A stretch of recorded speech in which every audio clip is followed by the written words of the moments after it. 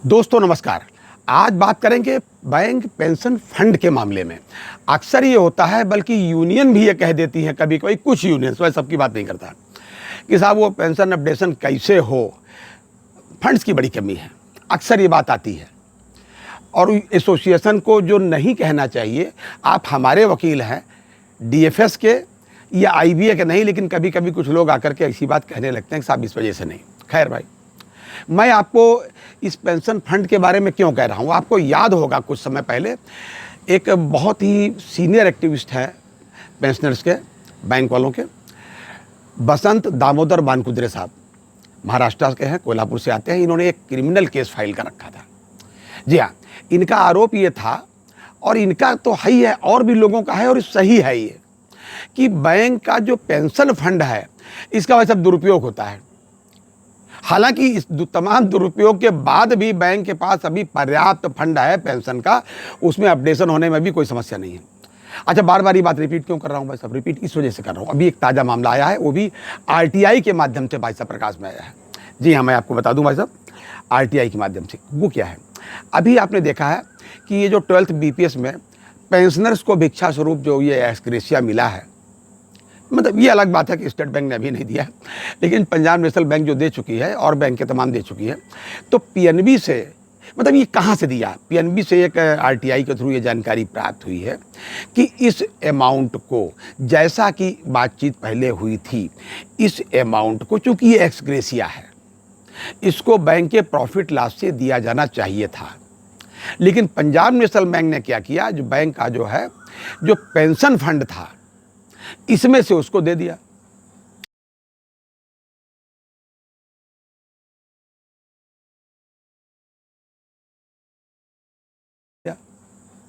अब सवाल ये अभी 5 साल तक तो देने देना है, तो ऐसे तो पेंशन फंड पर थोड़ा बहुत असर आ भी सकता है, बहुत ज़्यादा नहीं आएगा, लेकिन थोड़ा बहुत आ सकता है। लेकिन आए ना आए, लेकिन ये सदुपयोग तो उसका नहीं कहा जा सकता। ऑडिट में यही सब चीज़ें देखी जाती हैं, नहीं भी देखी जाती, कुछ चीज़ें समझा ली जाती हैं। जी, तो मैं आज बताना चाहता हूँ ये कि स्टेट बैंक ने जो अभी तक नहीं दिया है, उसके पीछे सीधा कारण ये है कि उन्होंने ये भी पूछा कि क्या हम इसको, एक तो अपना बताया कि साहब हमारा सॉफ्टवेयर अपडेट कर रहे हैं, दूसरी बात बताइए कि साहब जो है क्या हम इसको पेंशन फंड से डेबिट करके दे सकते हैं। ये आईबीए से क्लियरेंस मांगा, जो उनको शायद अभी मिला है, नहीं मिला, अभी इन्होंने इसकी सूचना नहीं दी है कि हमको मिल ही गया है। खैर साहब, मामला ये है कि जो पेंशन फंड का रेगुलेशंस है, पेंशन का जो भी नियम है, सेक्शन 13 उसमें ये प्रोवाइड करता है कि इस पेंशन को कहाँ कहाँ इस्तेमाल, माफ़ कीजिएगा, पेंशन फंड को कहाँ कहाँ इस्तेमाल होना है। पेंशन फंड को केवल रिटायरीज़ के पेंशन के लिए और जो फैमिली पेंशन है उसके लिए दिया जाना है, उसमें केवल इतना ही प्रोविज़न है भाई साहब। पंजाब नेशनल बैंक ने ये भी किया। खैर, जो ये जानकारी थी मैंने आपको दी, इस पर जो है कुछ लोगों को ये आपत्ति, कुछ लोगों ने दर्ज कराई। बैंक चाहता तो अपना प्रॉफिट लॉस में से दे सकता है। भाई देखिए, आप सैलरी देते हो सबको, वर्किंग वाले को सैलरी देते हो, कहाँ देते हो? अरे प्रॉफिट लॉस के अलावा कुछ और कहीं से लाते हो? प्रोविज़न वही सब तो करते हो। तो जब इतना सा प्रॉफिट लॉस है तो उसमें बहुत ज़्यादा मुंशीगिरी करने की ज़रूरत नहीं थी, उसको वहीं से देना चाहिए था, प्रॉफिट लॉस से ही। एक तो ये अपडेट।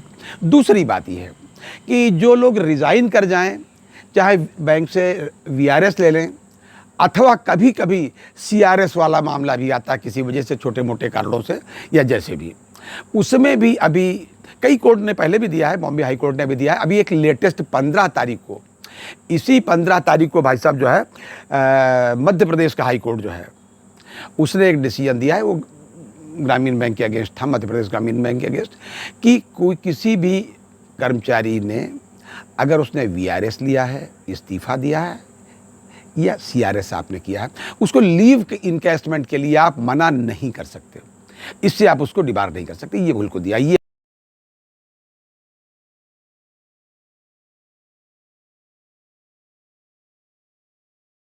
अपडेट्स है।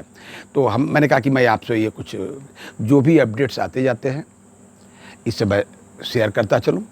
और पेंशन अपडेशन के मामले में ये छोटा सा अपडेट ये है कि एआईबी पार्क जो है, उसमें अन्य सब एसोसिएशंस को भी पत्र लिख करके जो है अपने साथ का मतलब ये कॉमन मिनिमम प्रोग्राम के लिए एक बड़ा और फोरम बनाने के लिए सबको इनवाइट किया है। एआईबीआरएफ को भी इनवाइट किया है, AIB पार्क अपने आप में काफ़ी बड़ी है, लेकिन सबको एक साथ उन्होंने इनवाइट किया। ये उस ओर एक कदम है और देखता हूँ कभी क्या होता है, क्योंकि अभी तो चुनाव है, चुनाव चल भी रहे हैं, 4 जून तक तो ऐसे सब रहेगा भाई। चुनाव के नाम पे बहुत बातें टहलती रहेंगी, जो कुछ नहीं किया जाना वो चुनाव के नाम पर भी जा सकता है। अभी तो RRB को भी नहीं दिया गया है। तो ये सब था अपडेट, और अगली बार अन्य अपडेट के साथ, तब तक अपना ध्यान रखिए, अपनी सेहत का भाई साहब पूरा ध्यान रखिए। जय हिंद, जय भारत, नमस्कार।